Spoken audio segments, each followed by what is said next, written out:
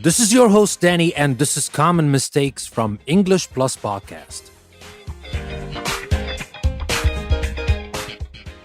Do you want to learn about the common mistakes we make using the word knowledge? It might sound like an easy word to you, but trust me, we make a lot of mistakes using this word, especially when we use it in places where we don't need to use it at all. If you want to learn about the common mistakes we make using the word knowledge, join me in this Common Mistakes episode and we will talk about all that. If you want to find the transcript of this episode, you can find the link in the description which will take you to the custom post I created for this episode on my website EnglishPlusPodcast.com, and also in the description you will find a link to my page on Patreon. Take a moment to consider becoming a patron of English Plus Podcast. By doing that, you will be giving me the time and resources necessary to create more of the content you love. And now, without further ado, let's start talking about the common mistakes we make using the word knowledge.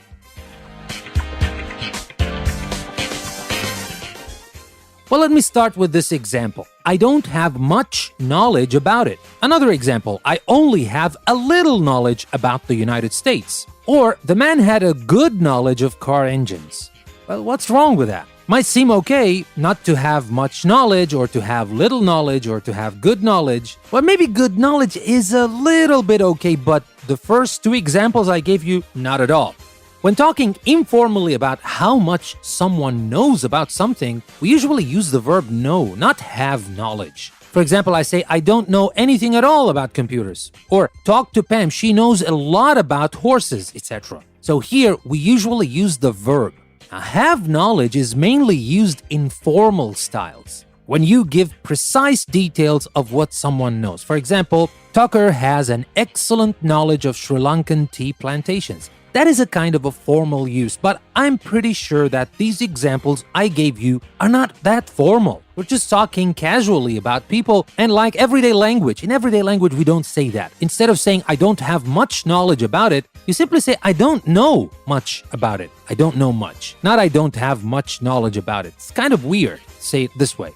And the second one, I only have a little knowledge about the United States. Instead of saying that, very formal, very strange, you say, I don't know very much about the United States. That is more natural, and it makes sense in conversations, everyday language. And the last example, instead of saying the man had a good knowledge of car engines, we can say the man knew a lot about car engines. That makes more sense. That is more natural to use in everyday language.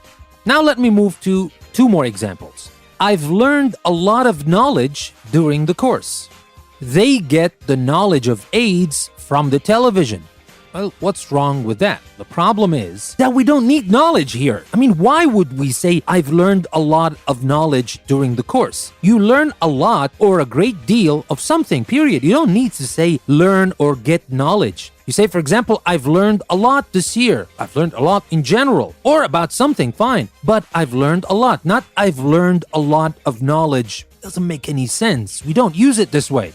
We say, for example, she's improving, but still has a lot to learn. Not a lot of knowledge to learn. Nobody says that. It doesn't make any sense. We say learn about something. We've been learning about the American political system. If you want to say what it is you are learning about, say learn about something, not learn knowledge about. Doesn't make any sense. So let's go back to these two examples and fix them. Instead of saying I've learned a lot of knowledge during the course, we should say I've learned a lot during the course. Period. Not a lot of knowledge. And instead of saying they get the knowledge of AIDS, we don't say that. We just say they learn about AIDS from the television. So that is the second point I want to talk about when it comes to common mistakes when we use the word knowledge. Let me give you one more example and a third point to talk about. I would like to get more knowledge of ancient history. Well, I'm not going to say it is wrong, because it is not, but it is strange. I've never heard of it before. Nobody uses it this way. Nobody says, I would like to get more knowledge of something. Well, as I told you, this is not natural. The natural way is to use other verbs like improve, increase, further, or brush up your knowledge of something. For example, I'd like to improve my knowledge of Asian cultures, or increase or further my knowledge, or brush up my knowledge of Asian cultures. Not get more knowledge. Get more knowledge, while it is correct grammatically and everything, it doesn't sound natural. That's the problem with it. So instead of saying, I would like to get more knowledge of ancient history, maybe a better way to say it is, I would like to improve my knowledge of ancient history. Let me move to another example. I am attending this course to improve my knowledges of English. Well, you might have guessed. Obviously, we've been talking about knowledge, and it seems something that we can't count, right? Obviously, yes. Knowledge never has a plural ending. Never.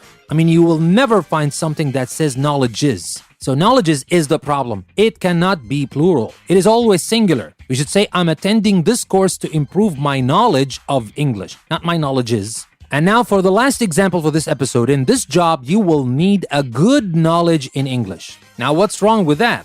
Well, do you think a good knowledge? We can't say a here. Well, actually, we can. We can say a good knowledge of something. Well, I spilled the bean. Of something. Not in or on. We use the preposition of a subject. Knowledge of a subject. Not knowledge in a subject or knowledge on a subject. We don't use it this way.